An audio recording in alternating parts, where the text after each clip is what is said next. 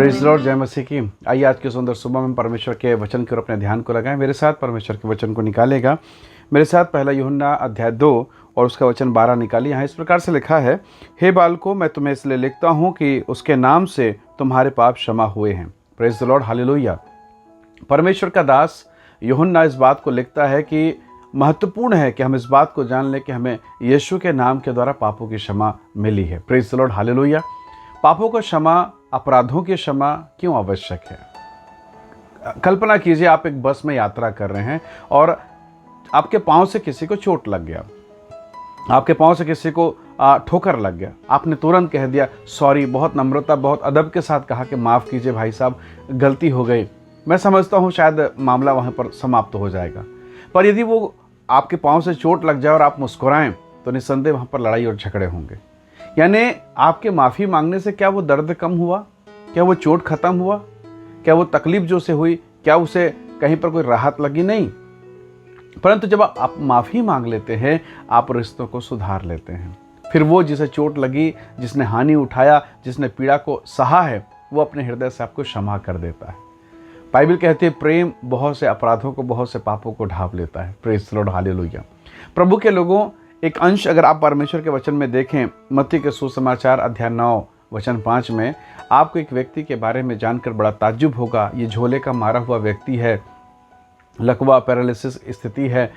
इसके परिवार के लोग इसे चारपाई में लेकर आते हैं। ये चलने फिरने की दशा में नहीं, शरीर पिचक गया है, पूरे सूख गया है, हाथ पैर कमज़ोर हो गए हैं, एक ही पोजीशन पे लेटे लेटे इसकी स्थिति ख़राब हो गई। और उन दिनों में ऐसी कोई मेडिकल व्यवस्था या चिकित्सा एडवांस टेक्नोलॉजी नहीं थी कि उस प्रकार का केयर या ट्रीटमेंट या फिर उनको इलाज मुहैया करा सके। जब यीशु के पास लाया गया, यीशु मसीह ने उसे देखा और पहला शब्द कहा, पुत्र तेरे पाप क्षमा हुए।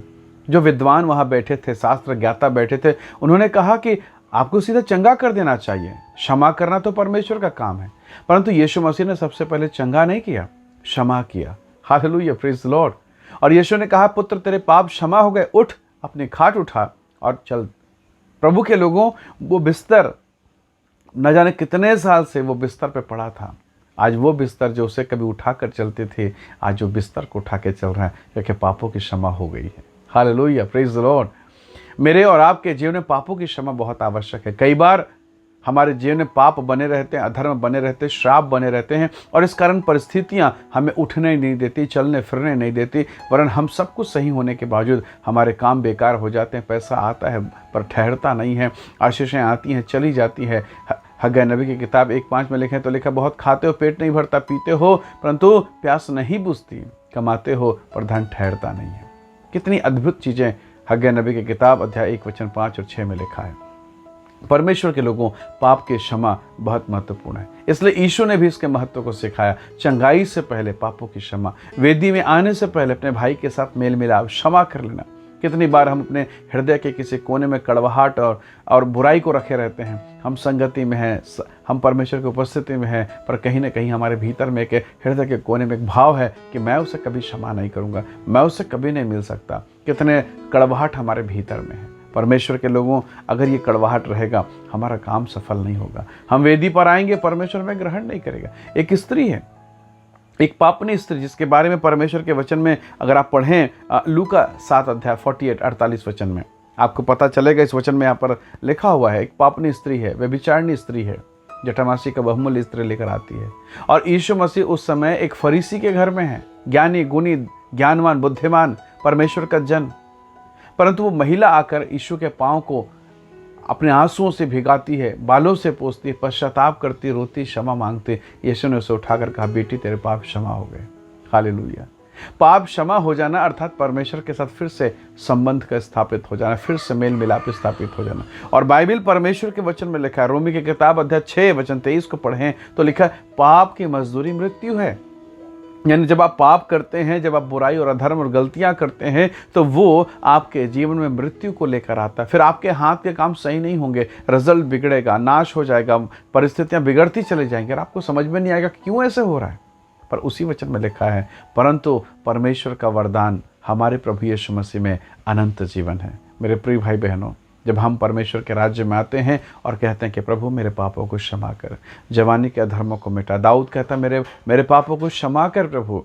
परमेश्वर के लोगों, जब मैं और आप क्षमा मांगते हैं तो आगे का जीवन सुखद हो जाता है। मैंने कहा बस में पाँव से ठोकर लग गया, संबंध बिगड़ गए, पर अगर आपने माफ़ी मांग लिया और उनसे दोस्ती कर ली, उनसे क्षमा मांग लिया, तो आगे का सफ़र सुखद हो जाएगा। आइए आज के सुबह हम परमेश्वर से कहें कि प्रभु हमारी सहायता कर, जो संबंध बिगड़ गया, जो खराब हो गया है, उसे सुधारने का सौभाग्य प्रदान कर प्रभु। क्षमा कर दे स्वामी, ताकि हम तेरी हुजूरी में, तेरी उपस्थिति में और तेरी महिमा में चल सकें। परमेश्वर आपको आशीष देगा यदि आज आप और मैं अपने संबंधों को सुधार लें। परमेश्वर के दास को, प्रेरित पतरस को पूछा गया, हे साहिबों, उद्धार पाने के लिए हम क्या करें? और तब परमेश्वर के दास और शेष प्रेरितों का उत्तर था, प्रेरितों के काम 2:38 में, कि मन फिराओ, पापों की क्षमा के लिए अपने जीवन को यीशु के हाथों में सौंपो, जलकर संस्कार लो और तब तुम आत्मा का वरदान पाओगे। परमेश्वर के लोगों, ये कैसा अनुग्रह है प्रभु का। आइए दुआ करें, आइए प्रार्थना करें, आइए क्षमा मांगें, ताकि हमारे कामों में परमेश्वर की आशीषें प्रकट होने पाए। आइए प्रार्थना करें। प्रेमी अनुग्रहकारी स्वर्गीय पिता, मेरे प्रिय भाई बहनों पर दया कर, पापों को क्षमा कर, अधर्म को दूर कर प्रभु जी। होने दीजिए आपकी अद्भुत सामर्थ हम में से प्रत्येक के जीवन पर यीशु मसीह के नाम से प्रकट होने पाए। प्रत्येक को ब्लेस करें, आशीष दें, अधर्म से, रोग से, पाप से, बुराई से, दुर्बलता से बचा प्रभु, और यीशु के नाम में तेरी चंगाई की सामर्थ कार्य करें। हम सब बातों में आपको आदर और महिमा देते हैं। धन्यवाद पिता, प्रार्थना सुनने के लिए। ये मसीह यीशु के सामर्थी नाम से इस विनती को मांगते हैं पिता, सुनिए और दया से ग्रहण कीजिए। आमीन आमीन। प्रभु आप सबको बहुत ऐसे आशीष दे। आप सबको जय मसीह की। Praise the Lord.